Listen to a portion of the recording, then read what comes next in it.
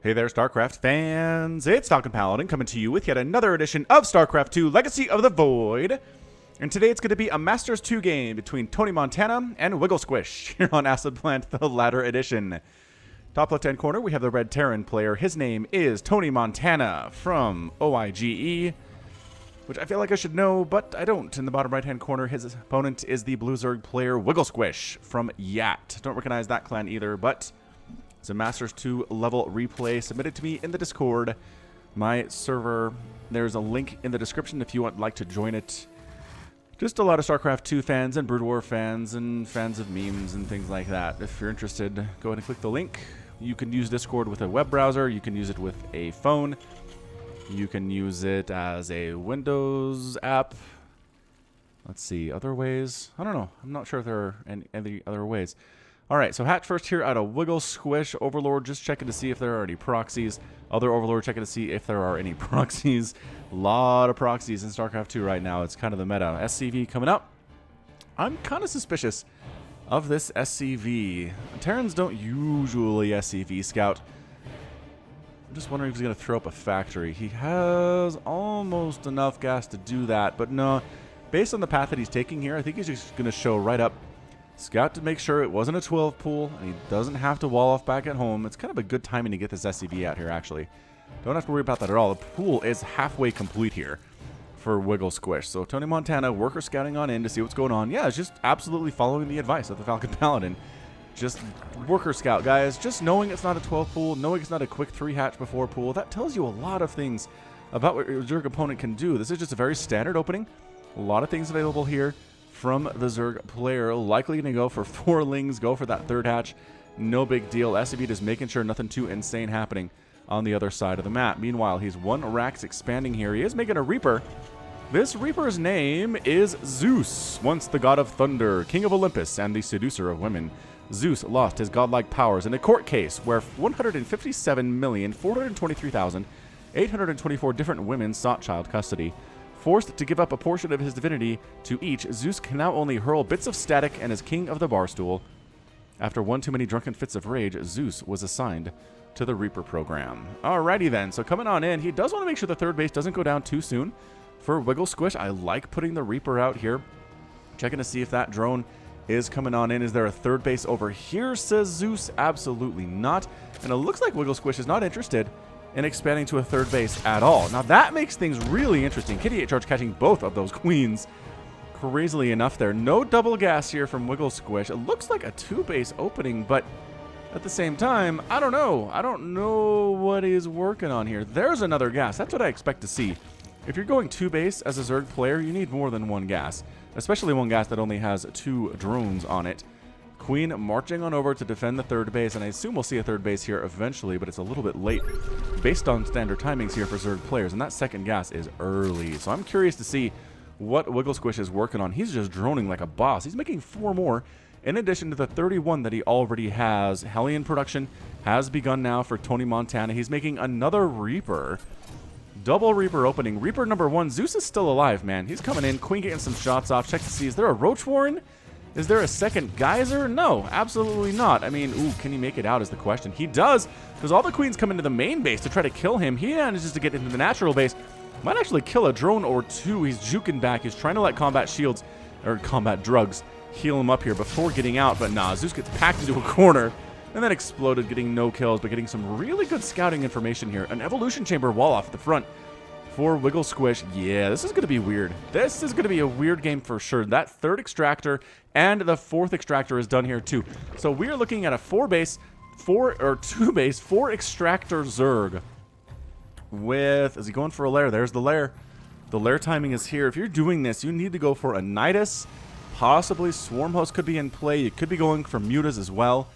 But this wall-off is going to make it very, very, very hard for any Hellion harass to do much here at all without some medevac support. And that, I mean, there's not a starport at all. So you can't make them. It's just going to be double factory here. So we are kind of meching it. We're meching it here from TonyMontana.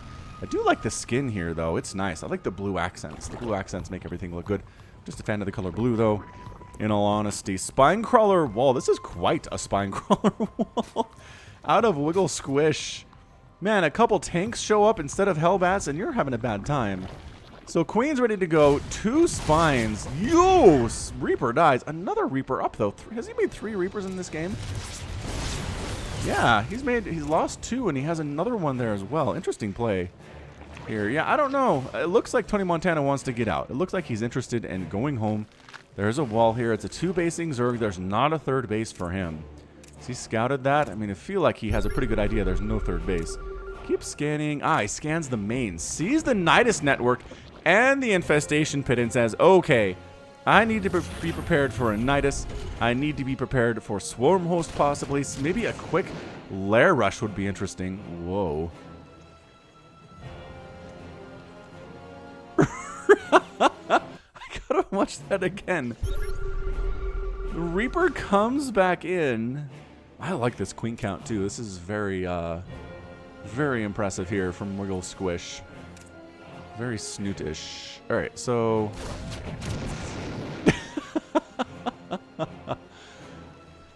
Is that a graphical bug? That Reaper body floated there for a good few seconds before disappearing instead of hitting the ground. That was weird. So Reapers, that's pretty much all we've lost from TonyMontana. A Zergling has died for a WiggleSquish. 3 Reapers have gone down for the Terran player. He's going for a 3rd command center here, and he's going to watch out for Niduses. He's got Cyclones in position to make sure a Nidus can't come here. I think the Nidus is probably going to pop over here, and there are Swarm Hosts. Swarm Host in production now from WiggleSquish. Creep spread pushing out the right side, up the top side here too. WiggleSquish is pretty good at this game. 45 to 44 Harvesters. He's fully saturated. On 2 bases, he's going to try to do this thing. There's your Nidus coming up, but guess who found it? Cyclones! Cyclones were aware. That's why scouting is so important. And, oh, he's actually trying to get the Overlord. What? That was an interesting choice. What the what? Did he send? Whoa, he sent Locusts through the Nidus network instead of... Maybe he popped him out. Alright, sorry, I know the rewinding. I get it. Oh, okay, so just pops out long enough, the Swarm Host does, to pop out a couple Locusts and then hops back inside. Another Nidus coming up. This is not cheap, you guys. To make a Nidus is 100 gas for one of these things. And they usually die, is the thing. It's not like making medevacs where they can survive to drop another day. Overlord getting picked off here by the Cyclones. Here comes the major unload, though, and these Cyclones want nothing to do with his army at all. Some creep spread would be incredible here, and there it is. Creep spreading it. Locust hanging out, playing base defense, and the other Locust saving their flying little guys. Oh, bunch of them going after this. They don't even kill the SCV. That was not a great choice. So a couple get on in here. Can they deny this Infernal Pre-Igniter upgrade? They absolutely can. DPS on Locust is insane. Goodbye. Denying that upgrade. The Nidus goes down, but everybody hops back inside. 3rd base finally coming up for WiggleSquish at about 7 minutes. And yeah, that first launch was not very good. He launched right into a bunch of Hellions and Cyclones. If he'd gotten those in the main, he probably could have picked off a factory or 2. Maybe that starport would have been a good target. But regardless, I don't think he even killed that SCV. No. Oh, yes, he did. He did get the SCV, only because the SCV wandered on over into where the Queens were. I have to feel like, look at this creep spread. He's doing drop lords with speed, just dropping little mobile creep spread units all over the map here. I kind of like what WiggleSquish is doing. It's very unorthodox play from the Zerg. How does TonyMontana respond to this, though? Well, the answer is a lot of Hellions, Cyclones. Is he working on that Infernal Pre-Igniter, or is he just giving up on it? He's not actually restarted the Infernal Pre-Igniter. I wonder if he assumes it finished, because it was almost done. And he was kind of worrying about the attack down here at this location. I wonder if he just forgot, and he's not going to restart it here. Nidus on the way. Got some Queens, ready to spread that creep as soon as that Nidus pops. Oh, he's already pooping creep. Never mind.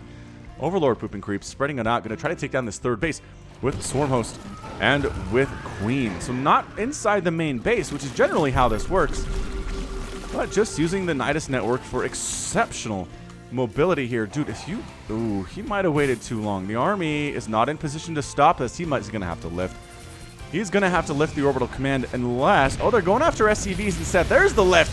Couple SCVs are getting picked off here. 7 in total in the game thus far. And then getting a Cyclone, and that's about it. About a Cyclone dies there to the Locusts, but once again, they're free. It's not a big deal. Absolutely 0 Swarm Hosts have died so far for WiggleSquish. He's lost a bunch of Nidus networks. Resources lost here, 10,000, or 10,000, 1,000 for TonyMontana and 900 for WiggleSquish. Creep spread is... This is such an impressive method for creep spreading. Look at how good this is at 9.5 minutes out of WiggleSquish. That's fantastic. Is that third base being replanted? Did that... Hold on.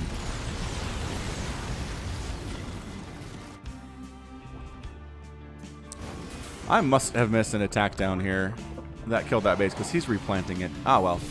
Regardless, nice job by TonyMontana if he did end up getting it here. And right on top of these guys, no blue flame. He's now starting it. Recognizing the problem that no blue flame is in this situation, the Hellbats are getting destroyed by these locusts right now. Cyclones getting picked off as well. Forward Mule running for its little life, and that engagement went super, super poorly. Incredibly poorly there for the Terran player, TonyMontana. Pushing up the left side is our Overseer for WiggleSquish. He's going to throw up another Nidus Network. 126 to 137 supply. We're at a 5 base. The Zerg has effectively 5 bases right now. 51 to 61 workers, 3 bases for TonyMontana. He's okay. He's continuing to he's making tanks. He's making a Raven. He's working on +2 vehicle weapons, as well as +3 armor and that Infernal Pre-Igniter, which is going to be really, really nice. Good response time here, though. Oh, boy. Get everybody back in. Everybody back in. You don't want to engage with this. All right, so the blue, well, not the blue flame, but the Hellbats doing a little bit better here, though. Getting some concentrated fire there. Creep Tumor does not go down. Overseer might actually escape. Ooh, the Viking doesn't want to kill it. And Ling's running into the third base of TonyMontana. So he's forcing TonyMontana to run back and forth here to defend essentially his main base and his third base at the same time. I really like what we're seeing here out of WiggleSquish. If he droned up a whole bunch, if he got up to, you know, 70, 80 workers, kept this going at the same time, he has enough larvae to do it. He's got 20 larvae. He's got 800 minerals, and he's sitting on 60 workers and a bunch of available supply, too. However, TonyMontana says, enough of these shenanigans. I'm going to push across the map. The problem is this creep spread makes it very scary for the Terran player to push across the map in any situation here. Oh, the locusts have got to go, though. They can't just hang out. There's your blue flame. Anti-armor missile thrown down on his own units a little bit, though. That's not great. That is not great to do that. But it's okay. He basically kept most of his stuff alive there. I thought I saw another Nidus coming up over here. Oh, there is. There is another Nidus coming up over here. There's another Nidus over here. He's just... This is amazing. Out of WiggleSquish. I kind of want to try this now. On the ladder. Oh, they burrowed in. Oh, they got burrow. Of course they got burrow. But the scan means you're going to die anyway, as TonyMontana is smart enough to have saved a couple scans there, killing a changeling very nicely, too. Resources lost. 5,000 for TonyMontana compared to 2,300 for WiggleSquish. Another wave of locusts. Your wall means nothing to us, but we're going to kill it anyway. No. Kill the wall. I guess picking off units. 3 kills. Oh, big flank attack here, but kind of rolling it a few at a time. And the Blue Flame Hellbats really doing their work right there. 36 damage splash versus light. Can that Swarm Host get back inside the Nidus before it dies? Yes. Creep Tumor's getting picked off here too. TonyMontana has been on the defensive this entire game. It's honestly a role reversal for Zerg versus Terran. Usually the Zerg player is on the defensive the whole time. But this time the Terran player hasn't really been able to get across the map at all, with the exception of this point, where he is going to be able to take down that shift base of WiggleSquish. I don't see how this happens. It's 11 mutas on the way. It's a bit of a tech switch out of WiggleSquish here. And you know, it's not bad. There's really not that much anti-air. There are 14 Cyclones. I'm not sure if that's going to be enough, though. Spine's getting taken down by the Cyclone Hellbat combination.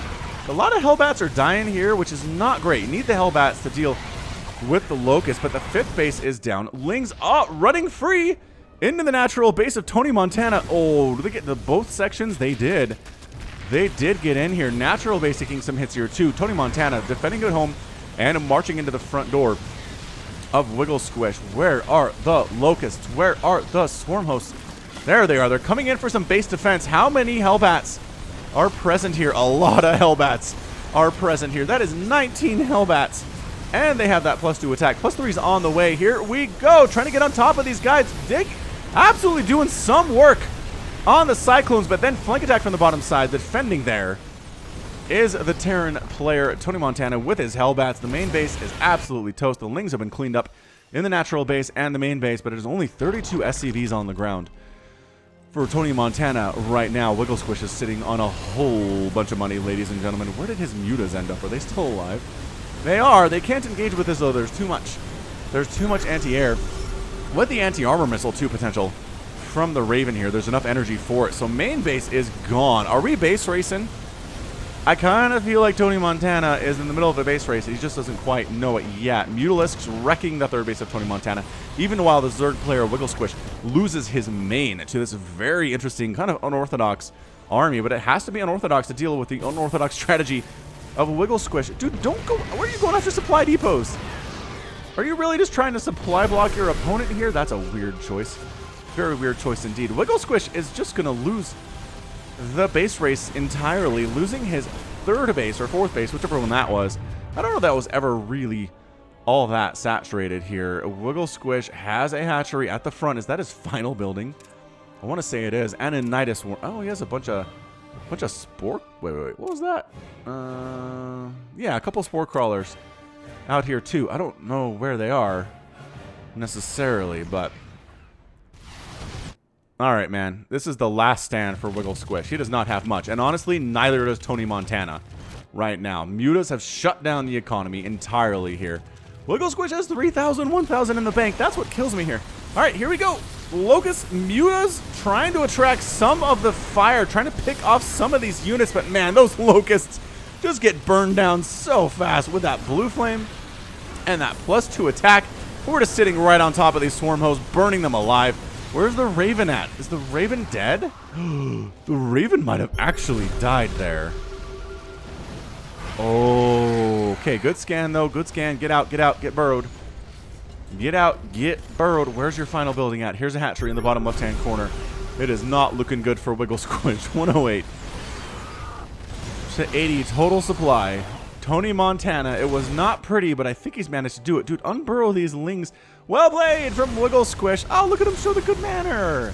Oh, good manner out of WiggleSquish. And TonyMontana is your winner. Wow. What a weird, weird Masters 2 game that was. Yeah, good job by TonyMontana. Recognizing what was coming. Recognizing doing the scan. Seeing the swarm host. Seeing the tech for the swarm host and the Nidus and preparing for it. Getting that Hellbat count up was huge. Getting Cyclones in there too. A massively big deal. And he held it well. I mean, he lost some buildings here. A couple orbital commands, a couple supply depots. But really, it was mostly workers here. That was a lot of lings, a lot of locust attacks up here too. Kept his cool.